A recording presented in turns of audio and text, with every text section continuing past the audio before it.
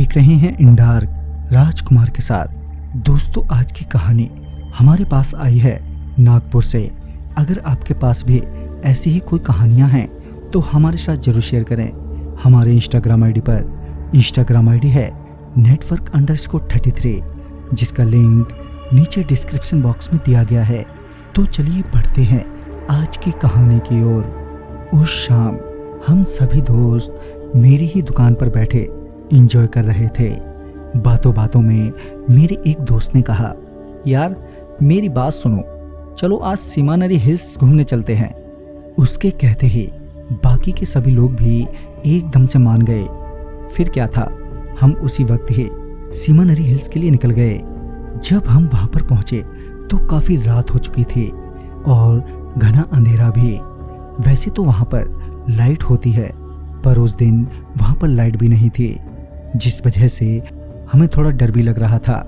हम कई लोग साथ में थे, जिस वजह से हमारी हिम्मत बंधी हुई थी। हम धीरे धीरे आगे की ओर बढ़ रहे थे। चलते चलते अब हम वहीं पर एक ट्रैक के पास पहुंच गए, जहां पर एक कब्रिस्तान था।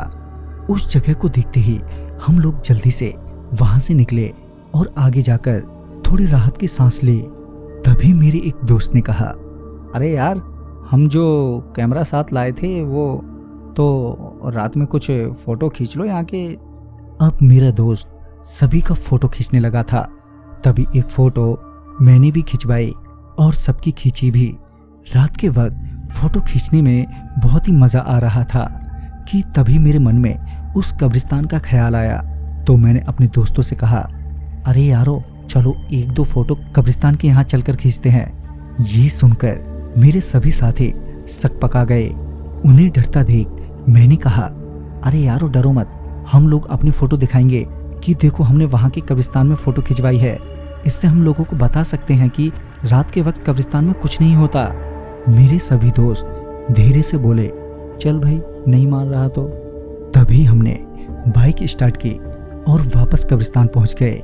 अब मैंने अपना कैमरा ऑन किया और सबसे पहले कब्रिस्तान की फोटो खींचने लगा। अब मैंने अपने एक दोस्त से कहा, चल भाई खड़ा हो वहां पर। तो मैंने उसकी फोटो खींचनी शुरू की। मैं उसकी फोटो खींच ही रहा था कि एक औरत सफेद साड़ी में दिखाई दी। मैंने जल्दी से कैमरा हटाया तो वहां पर कोई नहीं था। मैंने फिर से फोटो खींचना शुरू किया तो वो औरत फिर से मुझे खड़ी दिखाई दी मेरे दोस्त के पीछे। तभी मैंने बाकी के लोगों से कहा, यार तुम्हें कोई औरत दिखी वो सफेद साड़ी में? इस पर मेरे दोस्तों ने साफ साफ मना कर दिया। लिहाजन मैंने एक बार फिर कैमरा सीधा किया फोटो खींचने के लिए, तो वो औरत मुझे फिर से नजर आई। तभी मैंने फोटो खींचकर कैमरा ऑफ किया। तो मेरे मन में यही सवाल था कि आखिर बात क्या है। ये सोचते हुए मैंने अपने दोस्तों से वहां से चलने को कहा।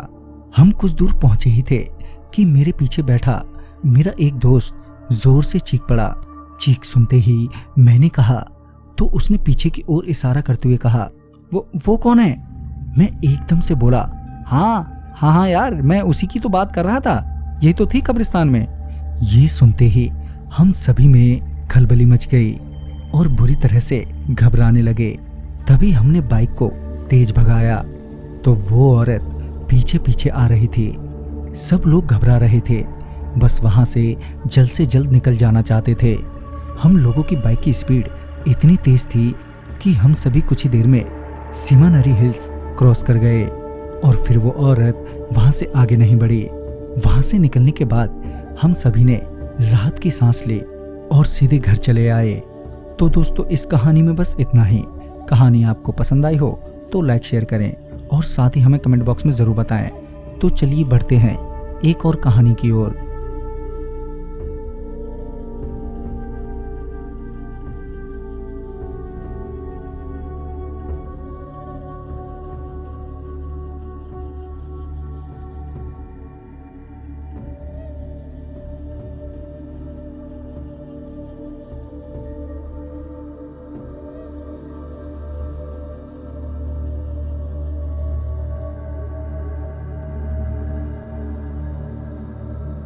आप देख रहे हैं इन डार्क राजकुमार के साथ। इन डार्क में आज की कहानी का शीर्षक है सन के इंडाक की आज की कहानी में आगे बढ़ने से पहले अगर आपने हमारा चैनल अभी तक सब्सक्राइब नहीं किया है तो कर लें और साथ ही बेल आइकन को भी जरूर दबाएं। दोस्तों, अगर आपके पास भी ऐसी कोई कहानियां हैं तो हमारे साथ जरूर शेयर करें। हमारे इंस्टाग्राम आईडी पर इंस्टाग्राम आईडी है network_33, जिसका लिंक नीचे डिस्क्रिप्शन बॉक्स में दिया गया है। तो चलिए बढ़ते हैं आज की कहानी की ओर। हमारे मोहल्ले में एक घर काफी सालों से वीरान पड़ा है। आम लोग वहां से गुजरने से भी कतराते हैं। लोगों का कहना है कि उस घर में जो भी आदमी रहता था वो साइको टाइप का था, यानी कि सनकी टाइप का। वो कब और किस बात पर लड़ाई कर बैठे कुछ कहा नहीं जा सकता था। उसके सनकपन के कारण ही उसके घर वाले उसे छोड़कर चले गए थे। फिर कुछ महीनों बाद उसके घर से कुछ अनजान लोगों की लाशें मिली, जिसके बाद उस सनकी को पुलिस पकड़ कर ले गई थी। मगर पता नहीं वो सनकी कैसे भागकर घर वापस आ गया। उस सनकी को उसके घर में देखकर मोहल्ले वालों ने पुलिस को उसकी खबर दे दी और जब पुलिस आई तो उस सनकी की कटी हुई गर्दन मिली। तब से ये घर वीरान है और कहते हैं उस सनकी की आत्मा इसी घर में घूमती है। मगर हमने कभी कुछ भी ऐसा अजीब नहीं देखा था अपनी आंखों से, सिवाय कि वो घर रातों में बेहद डरावना लगता है। एक बार हम 4 दोस्तों ने सोचा कि एक बार इसमें जाकर देखते हैं, मगर दिन में हमें कोई जाते देख लेता तो बवाल ही हो जाता। ऐसे में हमने रात का प्लान बनाया। मेरे बाकी के 3 दोस्त ठीक 1 बजे उस घर के सामने मिले। तभी हम चारों मेन गेट से अंदर दाखिल हुए। रात होने के कारण थोड़ा डर जरूर लग रहा था, मगर इतना भी नहीं। फिर जब घर के अंदर पहुंचे तो पाया कि सब जगह जंगली झाड़ियां उग गई हैं, दीवारें काली पड़ी हुई है। कि तभी मुझे बहुत तेज गंध आई। मुझे ऐसा लगा कि कुछ सड़ गया हो। वो गंध इतनी तेज थी कि हमें अपने मुंह पर हाथ रखना पड़ा और हमें उस घर में घूमते हुए अब 10 से 15 मिनट हो गए थे, मगर अभी तक कुछ भूतिया सा नहीं लगा, जैसा कि इस घर के बारे में मोहल्ले वालों का कहना था। तभी मैंने कहा, अरे अहमद, कहाँ गया तू? रोहित ने कहा, अभी तो यहीं था यार। अचानक से अहमद के गायब हो जाने से हम थोड़ा घबरा गए।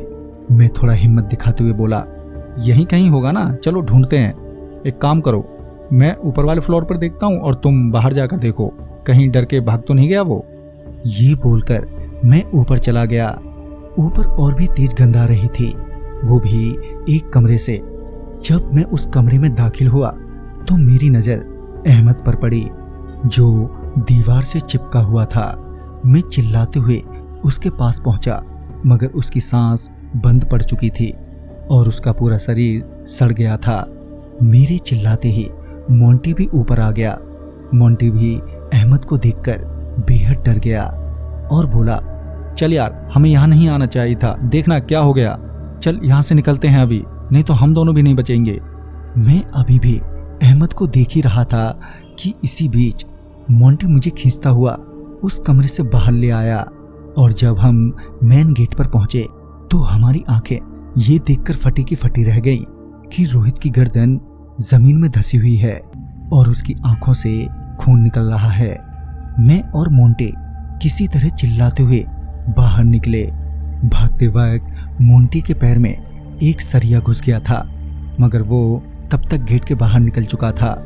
तो वहीं भागते हुए मेरी आंख से कुछ टकराया, जिससे मेरी आंख जख्मी हो गई।